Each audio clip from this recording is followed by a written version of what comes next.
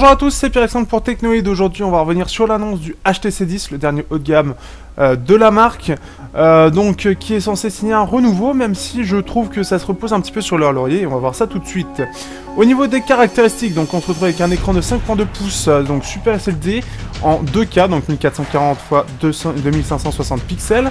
En appareil photo, on a du 12 mégapixels, qui permet aussi du 12 ultra pixels. On revient à la technologie d'HTC qui était sur le M7, qui permet aussi de filmer en 4K. On a donc un Snapdragon 820 avec un Adreno 530, donc quelque chose de très classique, avec 4 Go de RAM, une batterie de 3000 mAh. Ensuite, donc il fait 161 grammes, 9 mm d'épaisseur, Android 6.0.1 avec HTC Sense 8. On est sur du 32-64 Go de mémoire qui sont extensibles via micro SD. Au niveau du design, on se retrouve avec quelque chose qui est un mélange entre le M9 et le A9. Même si beaucoup a été emprunté du A9, surtout en façade où tout est repris du A9. Au niveau de haut-parleur, on a on a Boom Sound qui est modifié, puisque cette fois-ci il est en haut et en bas de l'appareil. En haut, on aura les aigus, en bas, on aura les basses. Donc un design qui je trouve n'est pas tant renouveau que ça. Il aurait peut-être fallu lui remettre un petit coup de punchy, quelque chose d'un petit peu plus, un peu mieux, parce que je trouve que le renouveau est assez léger. Ensuite, au niveau de l'écran, donc du Super LCD, quelque chose de très classique chez HTC, qui en général de très très bons écrans, de très bonne qualité. Donc il n'y aura pas franchement grand chose à se faire au niveau des couleurs, en tout cas déjà rien que comme ça en vidéo, il a l'air pas mal du tout.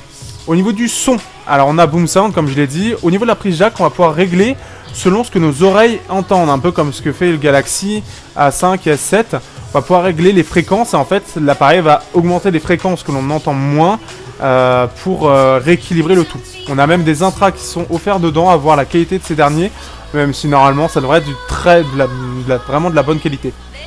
Au niveau de Sense, donc la surcouche de HTC, elle a été largement plutôt amaigrie, puisque ça va être surtout du Android pur avec quelques retouches de HTC. C'est presque du Sony, puisqu'on va avoir surtout quelques applications de HTC, quelques modifications par-ci par-là, c'est-à-dire donc l'application caméra. On va avoir une application aussi pour gérer son téléphone, donc la RAM, etc. Quelque chose de très classique que tout le monde met maintenant. Et par exemple, on n'a plus le lecteur MP3 d'HTC, on n'a plus les galeries photos d'HTC, et plein de petites choses comme ça qui sont remplacées par celles de Google de base. C'est-à-dire qu'on n'a pas en fait ce dossier spécifique à Google où il y a toutes les applications. Là, elles sont intégrées de base et elles font partie de l'OS en elle-même.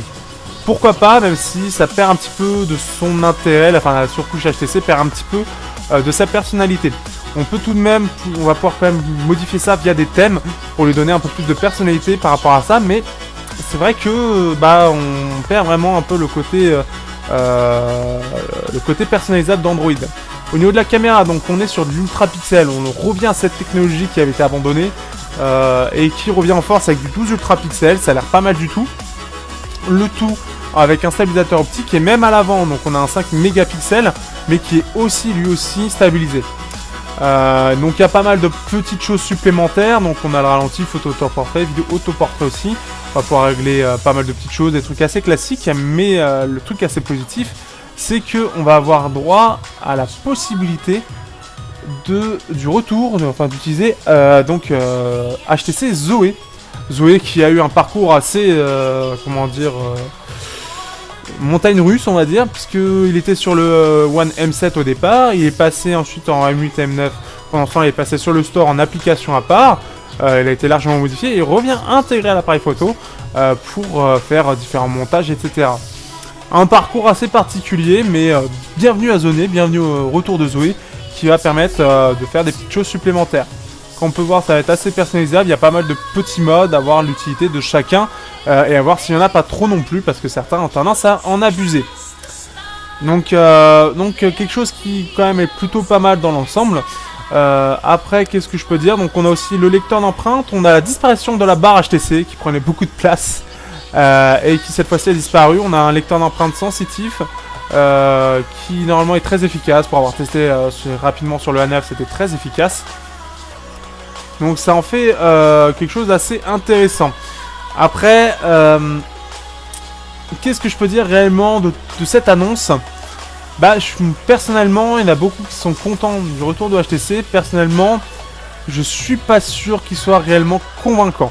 C'est-à-dire que ça va être un bon téléphone, mais que sur certaines choses, je pense qu'il va pêcher et surtout qu'il va manquer réellement de ce truc en plus pour donner envie de l'acheter. Là où Samsung a réussi à faire quelque chose de vraiment très bien, LG a essayé de se renouveler, mais c'est pas très convaincant non plus. Mais là, il n'y a pas eu réellement de renouvellement. C'est vraiment, pour moi, ça se repose sur les lauriers. Et même, ça efface des choses, ça efface des qualités. Le fait en plus d'adopter le QHD, le Quad HD sur un téléphone de 5.2 pouces, c'est un petit peu, peut-être un peu trop. Et Boom Sound, à voir. Donc sur ce, à bientôt pour une prochaine annonce sur Technoid, à voir ce qu'on pourra avoir un jour du HTC chez nous.